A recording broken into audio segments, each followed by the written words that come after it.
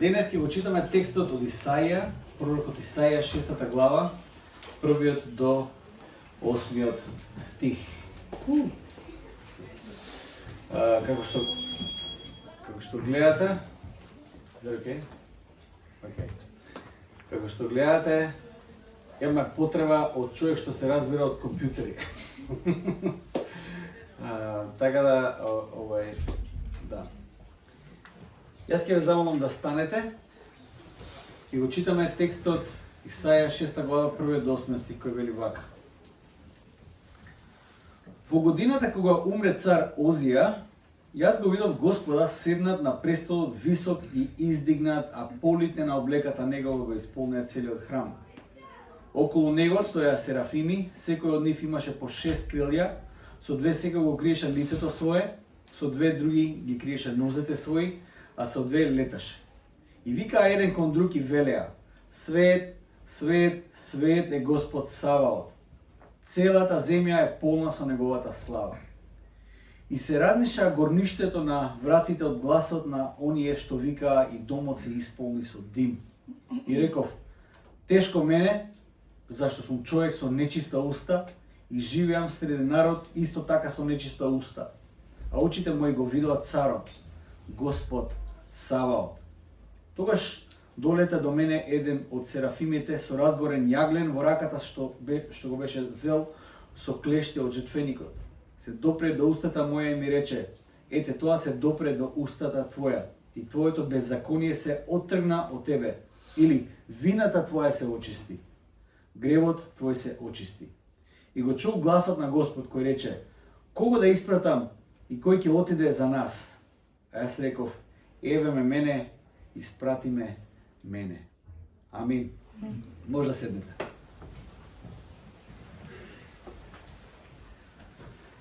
Верувам дека во овој текст кога го прочитавме има доста непознати. Како прво, кој е тој цар Озија? Што бара тука во овој текст? Кој е царот Озија? Царот Озија е еден од малкуте царови кои после Давид и Соломон направиле нешто добро во Јудеја. Тоа е јужното царство на Израел. Веднаш после царот Соломон, се слушнале сигурно за Соломон, Соломоново решение, Соломон бил познат и така натаму. Соломон е Давидовиот син, познатиот цар Давид, кој го уби Голијат. И после Соломон, после владењето, фактички на втората генерација владење, после Соломон, царството на Израел се дели на два дела: Северно царство и Јужно царство. Фактички Израел станува две различни царства. Јужното царство, Јудеја, така се вика, и градот Ерусалим продолжува да биде лојално на лозата на царот Давид. Значи секој што ќе седи на престолот во Ерусалим, доаѓа од царот Давид. Доаѓа од лозата на царот Давид. Повеќето цареви кои владеат после Давид, и ако читате во Стариот Завет, ако читате ќе видите дека повеќето цареви се ужас. Едноставно не ги бива. Повеќето цареви не живеат според Божиот закон, воопшто не го почитуваат тоа што Јахве го кажува и така натаму. И многу малку се оние кои живеат според Божиот закон. Таков е царот Озија.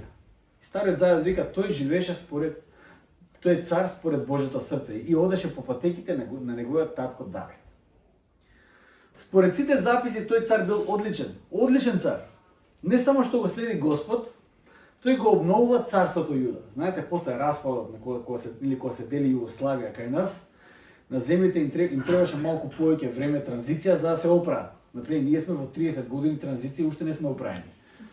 Значи, исто и тогаш, кога се дели царството на север и југ, фактички сите ресурси ослабуваат, има малку подела помеѓу народот, кога тогаш се женеле, се мажеле, се замислете ако имате жена од јужното царство, сега живеете во северното царство, па те гледат со други очи. Така беше, буквално така беше и во Југославија, беше опасно.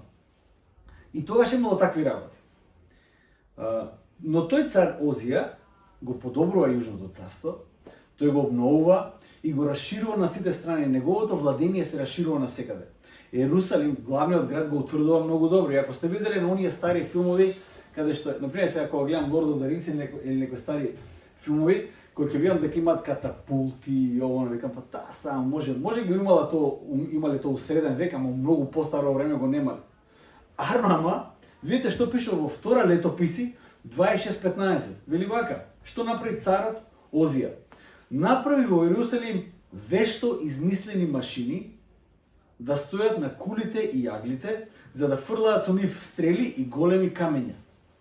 Викам, човече, ова е сцена од Lord of the Rings. Тоа е тоа. Таму се наоѓа тоа.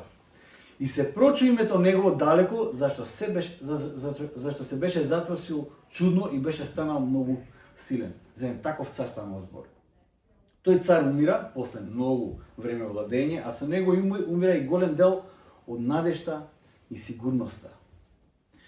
Него го наследува неговиот син Јотам, така се вика, кој исто така не е лош цар, но после Јотам доаѓа Ахаз. И ако сте слушнале за Ахаз, можеби не се слушнале толку за Ахаз колку што се слушнале за Језавела. Се слушнале за Језавела. Значи ако некоја жена е лоша, културолошки онака буквално се користи тоа. Ова е Језавела, значи мислам во христијанските земји. Ова е Језавела, ова жена што може да ти направи, тоа е жената на царот Ахаз. Ахаз и Језавела го уништуваат царството. Катастрофа владение. Израелците, знаејќи што може да се случи при промена на цар, знаат дека промена на власта е најстрашното време што може да го доживеат во животот. Има неколку работи од кои треба да се плашат. Први, може дојде до некој внатрешен немир при транзиција на власта. Што ако некој генерал на војската, на армијата, каже, па вака се, цело ово владение, што го имаш овој цар, јас сум заслужен за таа работа. Јас треба да владеам затоа што јас ги водам сите борби и војни. И тоа се случувало во историјата. Римското царство така ги менува императорите. Од еднаш некој генерал, едноставно има голема сила на негова страна, голема војска, и тој го победува императорот и станува новиот император. Тоа е едно сценарио што може да се случи. Второ, синот на царот, кој да е наследник по право, може да биде предизвикан од некој друг син на царот. Знаете, ако царот има два сина, веќе има као официјален наследник. Ама ако сега е моментот и помладиот е опортунист и сака да го искористи тоа, и ако е малку лукав, тој може да го искористи тој момент за да го наследи неговиот татко. Некои синови дури тоа се обидуваат да го направат пред таткото и да умре. Давид имаше таков момент. Неговиот најстар син, Авесалом се викаше, додека Давид беше, мислам дека еден од највлијателните цареви кои Израел го имал бил Давид. Повлијателен цар немал. Но дури на Давид, најстариот син, го предизвика. Едноставно почна да се поздравува, ако учите Стариот Завет, видите многу од денешната политика таму. Почна да се поздравува со луѓето на портите, кој како влегува и излегува, се поздравува со сите побовени збори. Јас да бев цар, немаше да биде така овоно, и на крај за тој да посегне по татко му, ќе сака да го убие Давид. Нормално тој завршува трагично, Давид жали многу за таа работа и така натаму и така. Тоа е втората работа која може да се деси. Третото нешто што се случува и најверојатно се случува во сите ситуации е околните народи и царства кои веќе некој време чекаат некаква нестабилност во оваа царство, чекаат погодна прилика да нападнат и да освојат се што може да се освои. А смртта на царот е совршено време за напад. Во овој случај, иако првите две работи не се случија, сепак во продолжение на книгата на пророкот Исаја можеме да видиме дека третата опасност се случува. И тоа не било од кој народ. Хајде да кажеме некои други народи кои не знам. Но Северното царство Израелско се здружува со Сириското царство и го напаѓаат Јужното царство Израел. И нормално, Јужното царство се чувствуваат предадени, кој знае какви чувства имале. Кога пророкот Исаја ја пишува информацијата за годината кога царот Озија умре, освен што сака да го нагласи времето кога го добил тоа видење, кога го добил во храмот, тој со таа информација најавува и турбуленции и тешки времења, нестабилност и безнадежност. Тоа е многу повеќе од само информација за кое време се работи. Тоа што кажува дека кога царот Озија умира, Исаја најавува дека окей, самото царство е во една тешка битка за преживување. Тоа што мене ми е интересно е дека самата таа информација мене ми влева надеж. Верувале или не. Можам да видам дека во старо време, кога јас некако од оваа дистанца кај што сум сега, јас сум 21 век живко, гледам како Божјото делување, демек е подиректно од сега. Некако во старо време мислам дека Бог многу подиректно зборувал на луѓето, некако многу полесно било да се поврзе со Бог. Не знам, такво чувство имав. Нешто се случува и Бог одма на некому се јавува и тој го гледа видењето и све е јасно. Тоа е тоа. Разбирам дека и во старо време, кога можеби такво било делувањето Божјо, сепак разбирам дека политиката и тогаш како и сега создава голем дел од атмосферата во која живееме и влија многу на расположението за тоа дали се чувствуваме сигурно во земјата кај што живееме или чувствуваме безнадежност и страв. Како се чувствувале луѓето? Што мислите дека кога Исаја го добил тоа видење, сиот народ кажал: добре, чим Бог му зборувал на Исеја, не е важно кој е цар, не е важно што се случува. Мислам дека не било баш така. Мислам дека луѓето биле многу загрижени. Често пати кога гледаме мисии за антички градови кои биле напуштени и сега се откопани, археолозите секогаш го поставуваат прашањето зошто луѓето го напуштиле овој град иако има одлични услови за живот. Едноставно го напуштиле и градот бил руина, па го потрупала земја и не знам што, и сега го откупуваме и гледаме дека колку убава местоположба, но луѓето се отишли. Зошто? Може некој ден луѓето ќе се прашуваат зошто луѓето од Македонија масовно се селат на други места во Европа, кога тука очигледно има прекрасни услови за живот. Сето тоа е опција. Да бидам искрен, сето тоа е опција. Може многу од тие наши градови и села, и веќе има многу села по Македонија кај што се празни, може и градови ќе се испразнат. Па после некое време кои ќе ги откопуваат или ќе ги посетат тие градови и кажат: а зошто луѓето се иселиле во овој град? Гледа колку е убаво место, река има езеро има, све има тука. Зошто луѓето си отишле од тука? Веројатно не можат да го видат археолозите и да доживеат контекстот од кој тие што се иселиле, контекстот во кој живееле и ситуацијата во која се наоѓале. Тоа што сакам да кажам, како власта влијае на нас денес, влијаела и во античко време. Сосема исто. Од она старо време секогаш се смениле доста работи, но некои работи останале исти. Можеби во друга форма, сепак некои работи не се смениле многу. Како и тогаш, така и сега, ситуацијата во државата многу зависи од тоа кој е на власт и какви партнерства државата склучува со околните народи. Локалната политика и геополитиката не се нови нешта. Тотално исти работи имало и тогаш. Исто така животот и просперитетот варирал тогаш како и сега. Имало време кога царството Јуда бил богато царство, каде што имале многу. Например, во времето на Соломон, знаете што пише таму? Среброто не го сметале за вредно, затоа што имало премногу злато. Има моменти каде што луѓето се продавале себе си за да купат леб. Се продавале себе си во робство, само да имат што да јадат. Значи варирало од кој го има. Например, кога ќе погледнеме на околните земји и во нашиот контекст се менува ситуацијата. Јас се сеќавам на раните 90-тите години, кога кај нас во Струмичко, кај што живеев јас таму, едно семејство наши пријатели доаѓаа кај нас од Бугарија, доаѓаа кај нас да јадат. Беше многу тешко. Имаше многу тешка ситуација. Доаѓаа кај нас да јадат, доаѓаа гладни, се сеќавам на тоа. Сега ситуацијата е малку поинако, нели? Се менува, таа геополитика се менува. Она што може ќе го испуштиме во овој текст, а верувам дека писателот сака да го забележиме многу, е токма сцената во која тој го гледа Бог.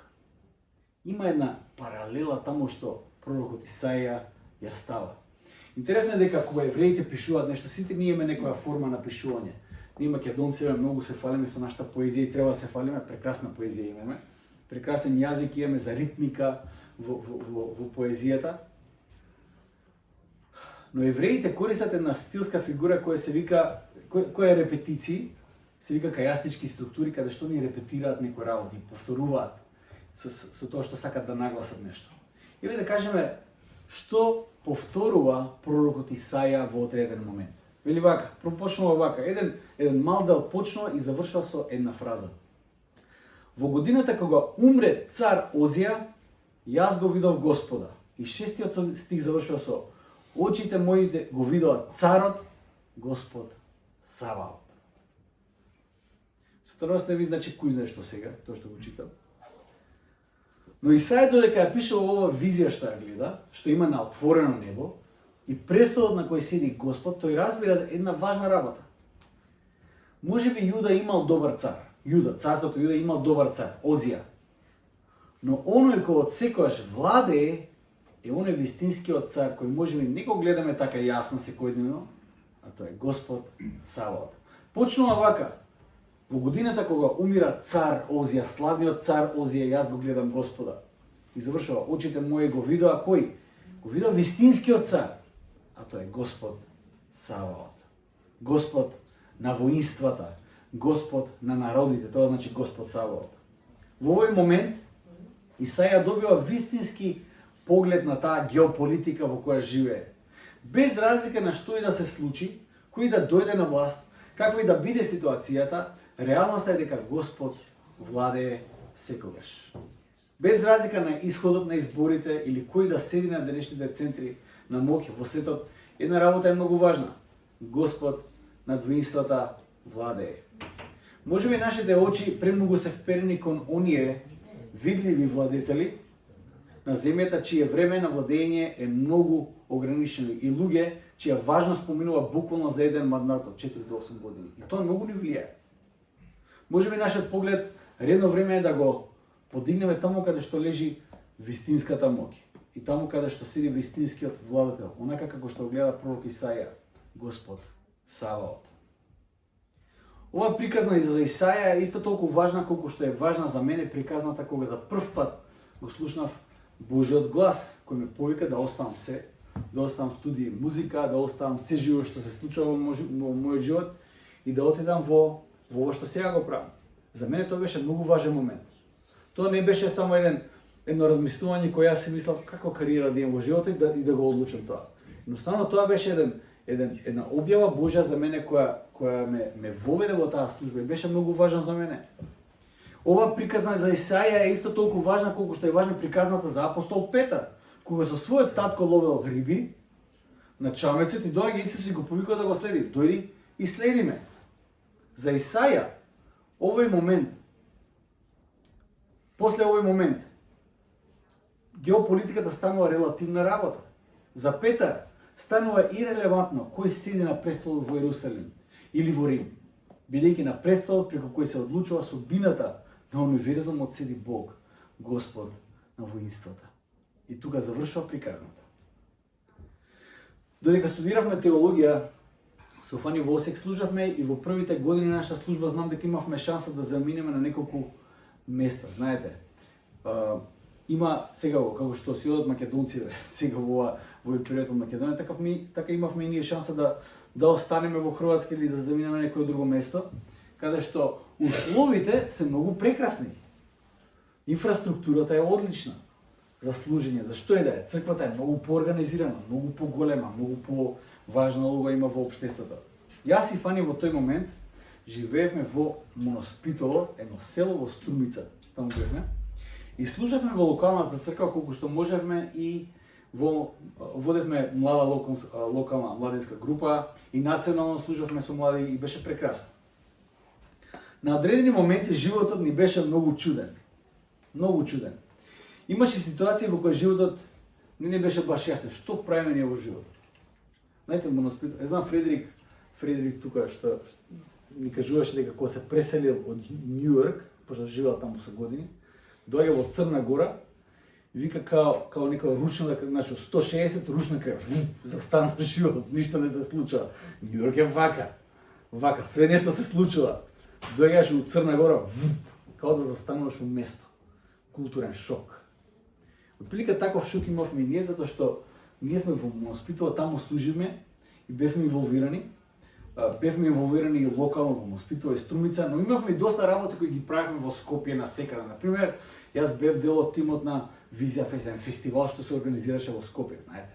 гала вечер, не знам што одиме тука, пееме на фестивалот, Фани пее како бенд, како не знам, како артист, оно. И пример, имаше ситуации во кои вечерта го имаме фестивалот, доаѓаме сите струмички кажано дуздисани, онака облечени кој што треба, намирисани оно. Сме останале до касно во Скопје во МОБ, Македонска опера и балет, прекрасно е. А веќе следното утре во 5 саца бајле, јас и Фани сме биле на поле да собираме краставици, патлиџани, зелка, што и да треба да се собира. Тако беше нашиот живот.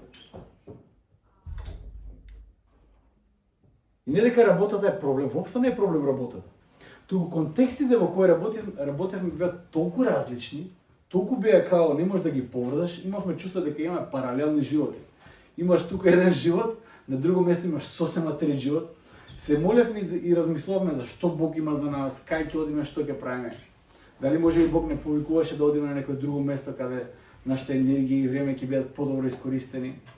Од друга страна, имавме отворена врата да служиме на многу нешто, но знаевме дека Бог во тој момент не повикува токму таму.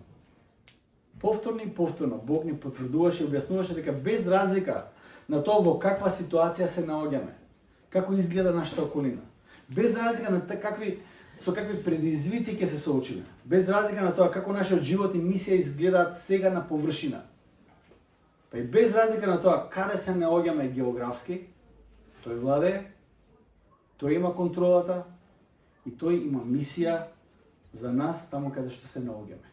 И во контекстот во кој се наоѓаме, и знаете ли што? Таа е најважната мисија во животот кој ние имаме, без разлика кај се наоѓаме и во каква форма се манифестира.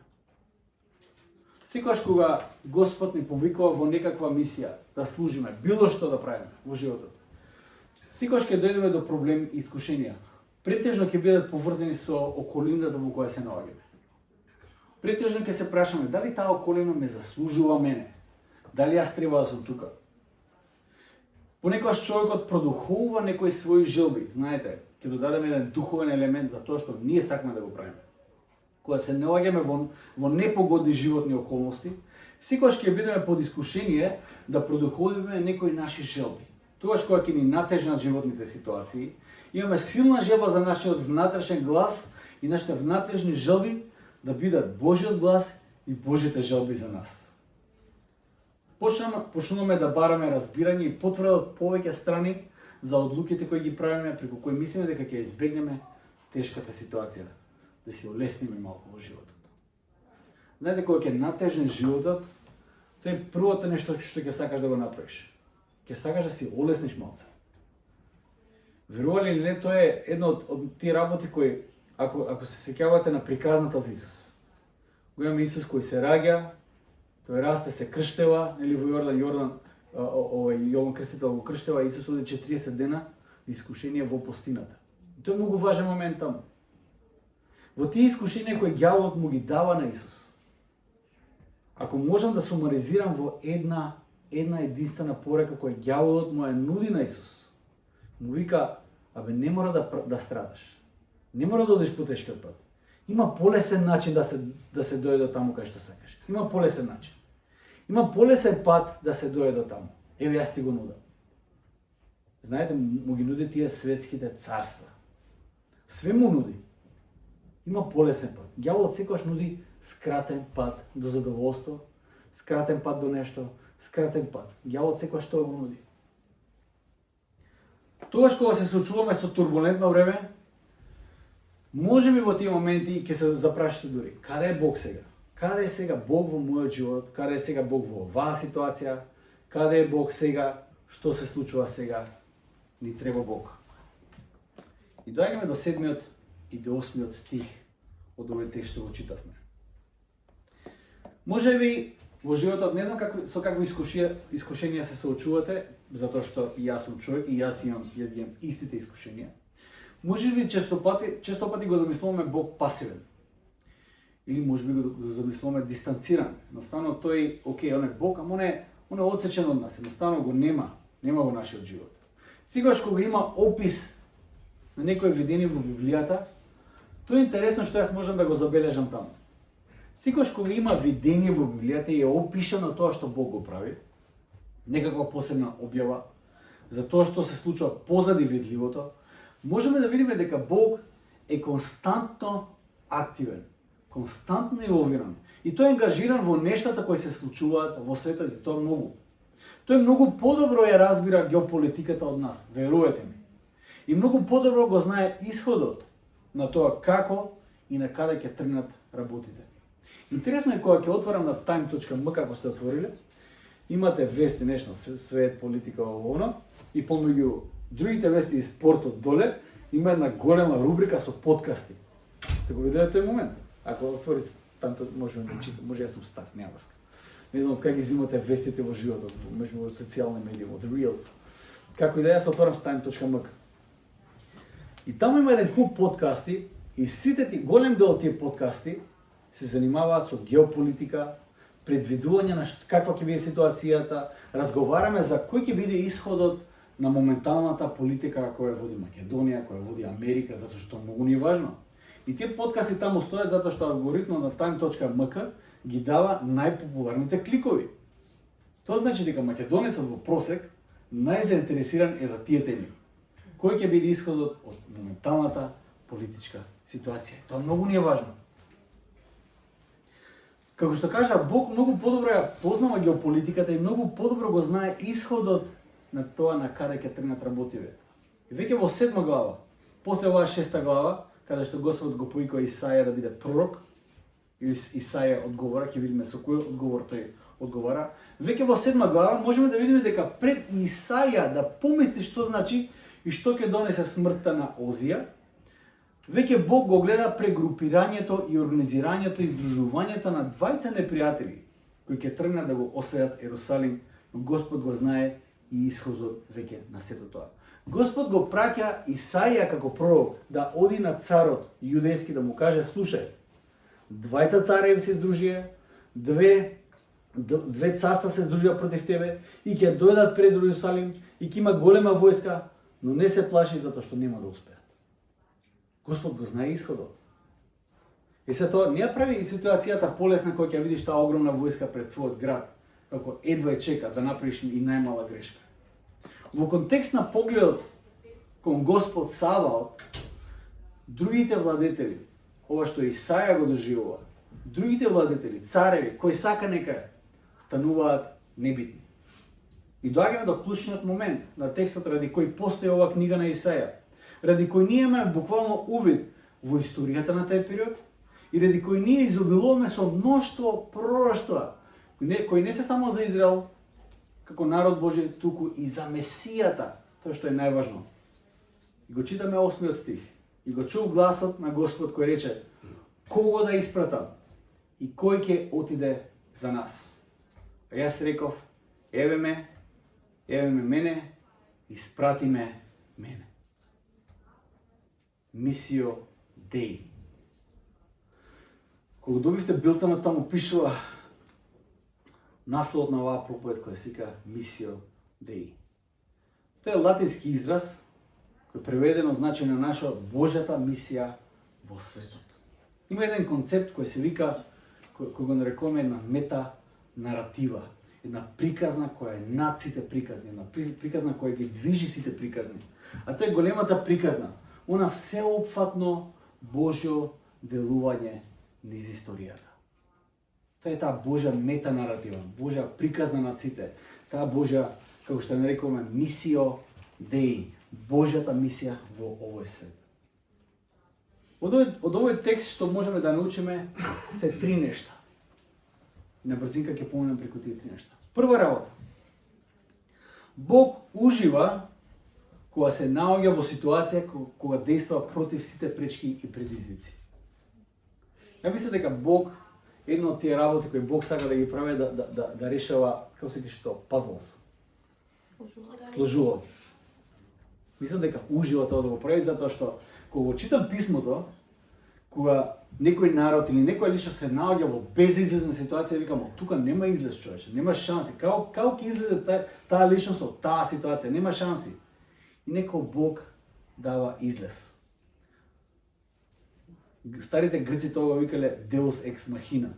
Кога така ги пишувале своите приказни, своите како се вика тоа, представи. Кога главниот протагонист се најде во таква ситуација каде што веќе нема излез, одеднаш од машината Деус, Богот излегува, ја спасува ситуацијата. И обично сам да кажам, ако читате Lord of the Rings, во Lord of the Rings приказната Deus ex machina, знаете кои се? Орлите. Доаѓаат од никаде и ја спасуваат ситуацијата. Како и да е. Но во Библијата Бог можеме да го видиме дека тој уживе кога се наоѓа во ситуација кога действува против сите пречки и против сите предизвици. Како прво, во својата исповест Исаја чувствува неговата несоодветност за да биде во Божјото присуство, а камоли да прави нешто за Бог. А да не зборуваме дека тој беше, да не забораваме дека тој беше свештеник кој служеше во храмот. Може беше препознат од народот за да служби и кажа, добре, Исаја треба да биде свештеник. Гледа колку е добар тој човек. Може беше најквалификуван според сите стандарди за да биде свештеник. Но во Божјото присуство, прво нешто што тој разбра за себе е дека тој не е достоен да биде во Божјото присуство. А камоли да биде активен во неговата служба.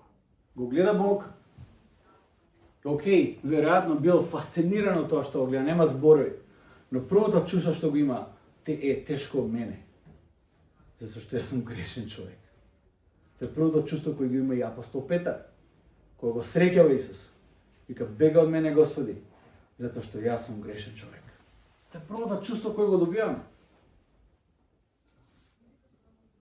Доколку тоа не е нашата почетна точка во средбата со Бог, ние се уште не разбираме што значи да се служи на Бог и колкава е честа да се прави било што за Него, макар тоа да биде и да се исминка овој простор, или да се послужи со кафе некој, или да се поздрави некој, или да се направи било што за Бог.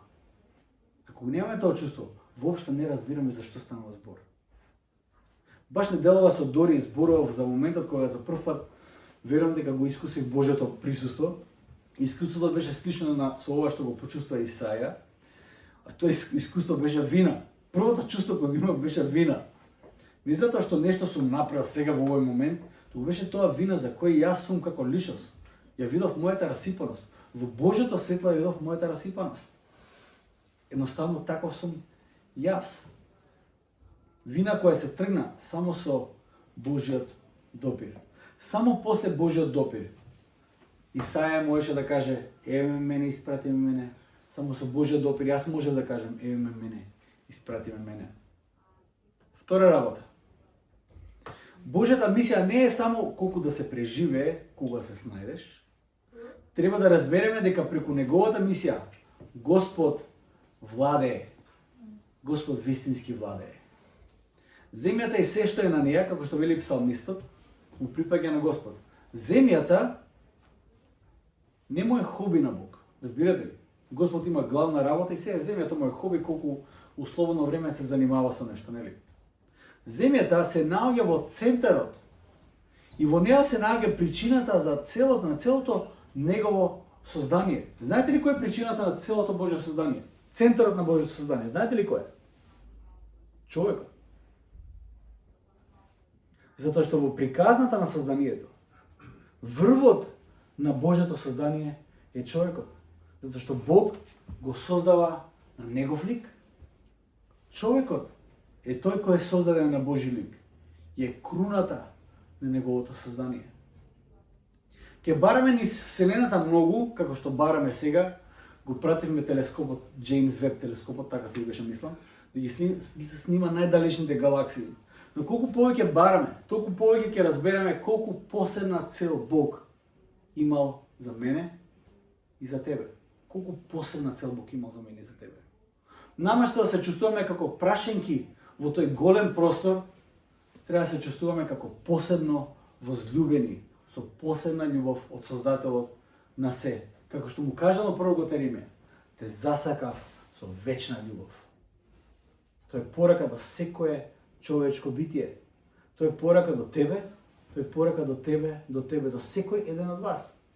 Бог вика те засакав со вечна љубов. Тоа те прави бесконечно вреден. Тоа те прави бесконечно важен. Тоа те прави бесконечно незаменлив за Божјото создание, за целта која има за тоа создание. Те засакав со вечна љубов. Кој тоа ти го има кажано да сега кажем? Ти има некој кажано така? Мене ми нема кажано никој. Те засакав со вечна љубов. Никој ти го нема кажано тоа затоа што никој го нема капацитетот да те засака со вечна љубов. Тоа го може само Бог. Те засакав со вечна љубов. И трета важна поента е дека ние постоиме затоа што Бог има мисија. Верували ли не? Ние постоиме заради мисија Деи. Ние постоиме, нашето постоење е заради Божјата мисија која тој има во светот. Откако човекот падна во грев на почетокот, човекот падна до состојба да биде нешто за кое Бог се покаја што го создаде.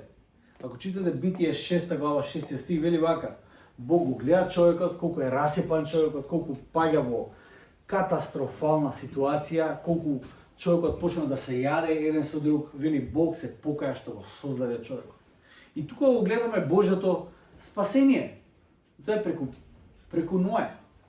После Ноe го гледаме Авраам, па го гледаме Исак, па Јаков, па Израел, па Мојсей, па го гледаме Божјиот народ, па судиите кои Господ ги праќа, па ги гледаме пророците, меѓу кои е и пророкот Исаија.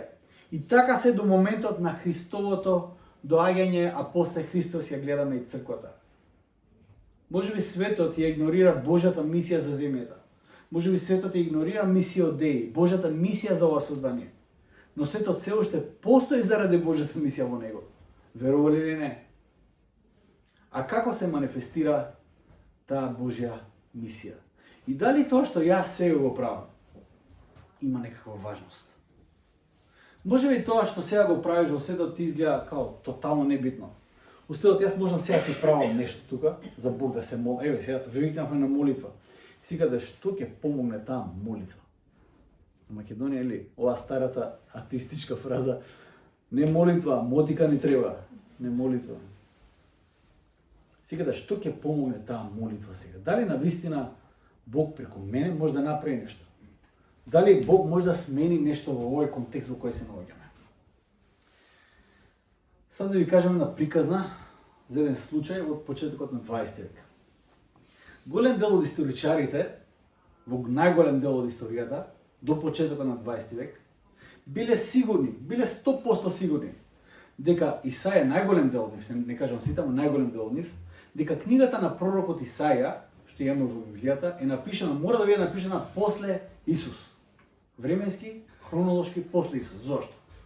Едноставно не е можно да ги има сите тие пророштва толку точни и прецизни за раѓањето на Исус, за животот на Исус, за смртта на Исус и да бидат толку прецизно напишани во вид на пророштва преку пророкот Исаја, а да биде напишано тоа пред Исус, пред времето на Исус. До почетокот на 20 век најстариот манускрипт што го имавме од како најстарата копија од Стариот Завет беше некаде од 10 век наша ера, значи 10 века после Христос. Тоа е мазаретскиот текст. Го имавме. Во грчка форма имавме малце постар како се каже тој Кодекс Синаитикус, каде што имаме Библијата, но тоа е некаде 3-4 век наша ера, каде што може да го видиме Исаја таму, ама тој пак после Исус. И некаде на почеток на 20 век, еден овчар, еден пастир, таму кај мртвото море, една коза му влегува таму една пештера, и он за да ја избрка таму, за да излезе козата, мава камења и слуша, бам, нешто се крши, као некој грне. Као некој старо грне. И секој ќе помисли дека некој старо грне се крши, на што ви потекнува сега? Една златници. И човекот нормално. Батали овци оно, оди внатре да види што ќе најде. Наместо златници, човекот наоѓа списоци, стари манускрипти, и тоа не е една. Илјадници копии манускрипти ги откриваат пештерите на кумранската фамилија, кумраните кои живееле некаде од 3-2 век пред Христос до некаде 1 век после Христос. И наоѓаат илјадници копии од стари списи, па и најголем дел од Стариот Завет. Интересно е тоа што најголем дел од списоците кои ги имаат најдавно се фрагменти. Некакви фрагментни на мали пророци и така натаму, тука таму некаде, мали делчиња. И тоа за историчарите тоа е многу важно. Да најдете олкао делче да најдете со текст, они ќе ви кажат од каде се наоѓа, пред колку време е напишано и така натаму. Но наоѓаат еден свиток, најкомплетен свиток, долг свиток од овде до крајот на просторијата. Толка влизнаоѓаат, вака. Го одвиткуваат и почнуваат да го читаат. Гледате од кое време е напишан и датира некаде 100 до 150 година пред Христос. Знаете ли чија копија наоѓаат? Копија на пророкот Исаја. Еве сакам да ви покажам како изгледа тоа ако може. Не може. Да знаете. И треба техничар. Ако можеш до крај, покажи го тоа. Што се случува? Во Израел се прави тој музеј на списоците од Мртвото море. И како најважен експонат во на централниот столб е обвиткан тој список на пророкот Исаја. Ради одговорот на Исаја, еве ме мене, прати ме мене, колку и неважен да не изгледа тој одговор историски во тој даден контекст, некаде 7-8 век пред Христос, каде што се раѓале тие огромни асирски царства во Месопотамија, Вавилонското царство, па Персиското царство. Тие се огромни царства кои се раѓале во тоа време. Колку важни биле тие царства. Одговорот на Исаја, еве ме мене и прати ме мене, изгледа тотално небитен. Но во контекстот на историјата, во контекстот на Божјата голема мисија, тој одговор на Исаја го гледаме многу важен. Заради одговорот кој Исаја го дава, тогаш, во тој момент, еве ме мене, испрати ме мене, ние го имаме токму овој свиток, кој е силен сведок за Божјата мисија во светот, во која тој повикува луѓе како Исаја, кој бил никој ништо во контекст на таа сета моќ која се манифестирала во тогашните царства. И да заклучам. Бог ме повикува мене, Бог те повикува и тебе. Ова прашање кој Бог го има за Исаја, кого да испратам, кој ќе зборува за нас, е прашање кој е упатено за секој еден од нас. И прашањето за нас ќе биде секогаш кој ќе биде твојот одговор? Кој е твојот одговор на тоа Божјо прашање? Дали твојот поглед ќе биде насочен кон моменталните политички расплети, дали твојот мир во целост ќе зависи од тоа каков ќе биде расплетот од денешната геополитика, што ќе се случува? Еве го музеот и еве го свитокот на Исаја. Прекрасно изгледа музеот, не сум бил таму нормално.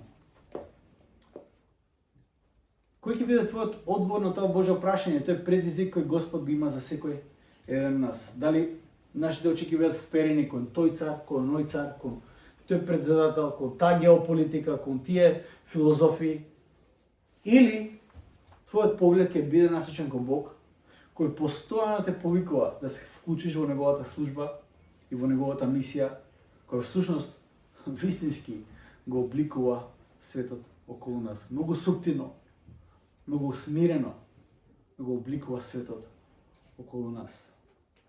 И прашањето за секој од нас, почнувајќи од мене, сега и за тебе, е што Бог става сега и денес пред тебе? Што е тоа што Бог ти го става денес пред тебе? Што се наоѓа пред тебе?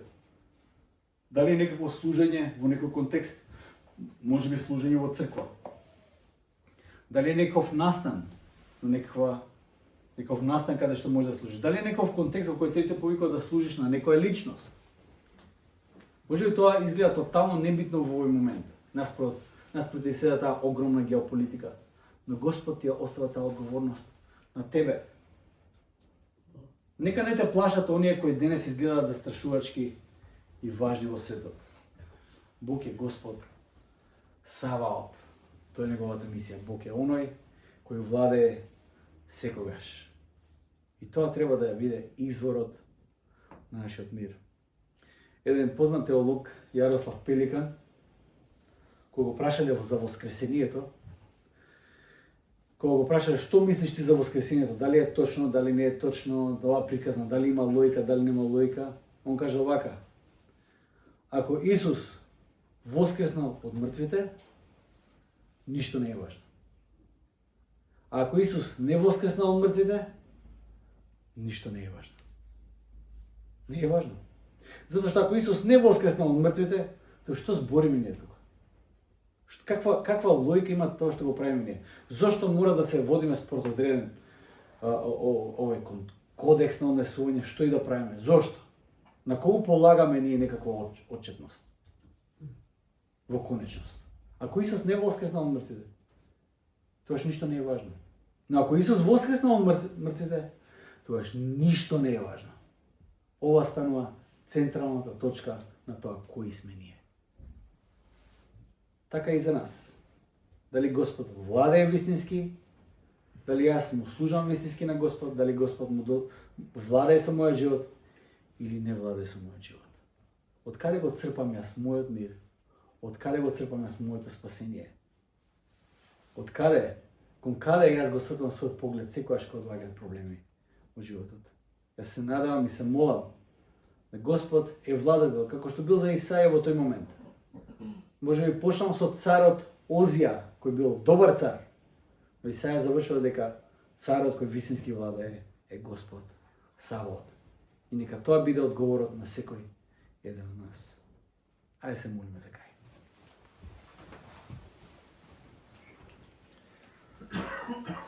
Татко мој небесен, ти благодариме, Господи Боже мој, за тој пример на Исаја која открива твојата мисија во овој свет, Господи. Татко мој, од ова гледна точка гледаме колку важен бил Исаја за овој свет. Може би во негово време, Господи Боже, бил само еден осамен пророк, кој некој го слуша, некој не го слуша, но во текот на историјата, Господи, ти тоа што си го направил преку него станува толку важно. Станува толку потврдно за оно што ти го работиш во светот, за твојата мисија во светот, што денес, Господи Боже мој, се наситуваме преку она што тој го оставил за секој еден од нас. Господи, ти благодарам за тоа што можеме да бидеме сигурни во твоите зборови, во твоите дела. Ти благодариме, Господи Боже мој, за тоа што можеме да бидеме сигурни во твоите ветувања. Ти благодариме, Господи, за се што ти ни даваш. И Господи, сега изјавувам јас дека јас имам мир, знаејќи дека, Господи, што е да се случува околу нас, ти навистина имаш контролата. Ти, Господи, знаеш што ќе се случи. И Боже мој, во конечност од Тебе доаѓа мирот. Од Тебе доаѓа спокојот, кај Тебе е вистината и се надеваме преку Тебе. Господи, благослови не денес. Благослови нашите животи, нашето чекорење со Тебе, Господи, да знаеме и да бидеме сигурни дека доколку, Господи Боже, ти владееш во нас, во нашите животи, Господи Боже мој, ништо друго не е важно. Навистина, ништо друго не е важно. Се оставаме, Господи, во Твоите таткови раце. Амен.